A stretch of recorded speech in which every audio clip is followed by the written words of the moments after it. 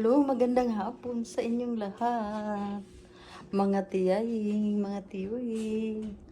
Dito pa tayo sa loob ng bahay dahil nag-antay pa tayo na sila ay makababa na. Kasi alis tayo mga tiyaying. Mamaya na itong mga ligpit-ligpit dito. Magliligpitin natin dito mamaya na. Kasi nakabihis na tayo. Mayroong party, dibo, ng ating kasambahay dito. At kailangan tayong pumunta dahil kawawa naman kung hindi man lang natin yung special day. So, ready na kami mga tiyaying. Ako pala ang ready. Sila, Kayla, si Karen at saka si Mabel ay nagbihis pa ata. Si Karen parang tulog pa ata. Basta mga ganun. So ako ay kailangan ko na talagang mag-ready na kaagad kasi itong si Inton, bantayan ko pa yan dito. So, ganyan. Ganyan lang mga tiyaying. Magandang hapon. Mag-update na ako mamaya mga tiyaya. Itong gamit kong phone ngayon ay bago. Iba iPhone to mga tiyaying na. So, tingnan natin kung anong kalalabasan ng mga videos dito. Basta, dito lang tayo sa kitchen banda at saka dito sa sala. Ayan, medyo madilim kasi hindi ko pinailaw ang mga natin ilaw. A cheer from this group saying, Nina! Nina! How about this group? Nina! Nina! Mukhang kailangan mag-raise ng energy ng mga youth natin dito. Ulitin natin ha. Give me a cheer. Shout, Nina! Nina! Once again, shout, Nina! Nina! Ayun, mas marami naman kasi kayo. Good afternoon, good evening everyone. As mentioned earlier, I will be your host. I am Sharon Cantiga and I'm happy to be hosting tonight's event. Welcome to New Brighton Residences Association. And on behalf of Mendoza family, we would like to welcome everyone. Birthday. I pray na sana ma-recognize mo how blessed you are and how faithful our God. Hindi lahat nakaka-experience ng ganito, but God gave you this experience na ma-celebrate yung 18th birthday mo. So, yung kanta na yan is a significant symbol of Jesus Christ, divine light and presence, symbolizing truth and guidance. So, Jesus is the perfect light. So, Nina, I pray, Nina, na continue to serve our Lord and siya yung i-prioritize mo sa buhay mo.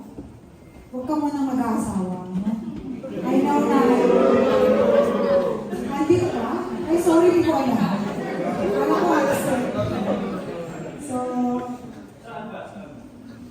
saan ba? Dito ka sa tabi ko. So, yeah. So, your childhood has expired. Welcome to the club. So, Nina, I want to release blessing.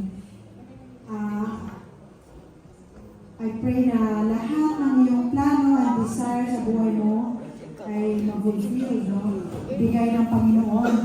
But the key is obedience. Obedience is the key. Amen?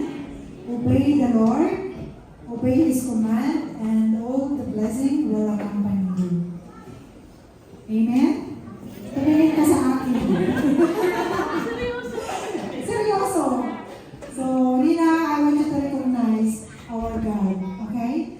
That He is faithful, kaya yung sinabi ko, and He is our a blesser and protector and guidance. Okay? Keep peace in your heart all the time and be the light of the world. Kagaya ng mga nandyan, nandun. Kahit saan ka pumunta. Amen? So, thank you, Nina, that isa ko sa mga in-invite mo. Picture, wala akong picture dyan. Huh? I love you, Nina.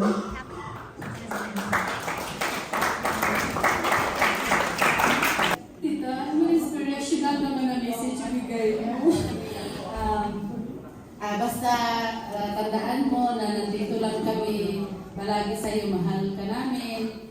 At lalo na yung parents mo. And wish ko sa iyo na of course, yung prayer nyo talaga na dumating na yung permanent resident in yung family para makapagpatuloy ka rin yung pag-aaral.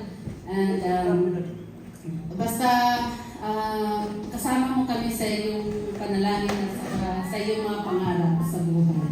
At kung meron ka mang gustong sabihin na ayaw mong sabihin sa iyong parents, narito lang si Tita Mabel para sa iyo. Okay? And always claim the promise of the Lord in Jeremiah 29:11. For I know the plans I have for you, says the Lord, plan to prosper you, not to harm you, but give you hope and a future. Okay, Nina? And God bless you, your family. I know, I feel na darating na rin yung mga yung prayer natin na dumating na yung permanent resident niyo in God's time. Yun lang. Salamat.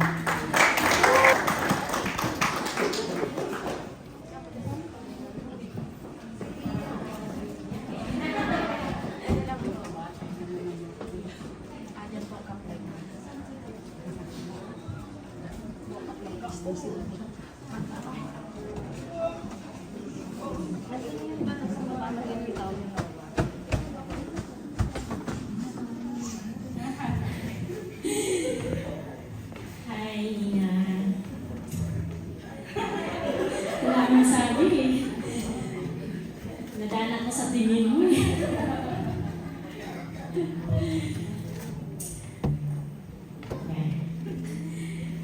Okay.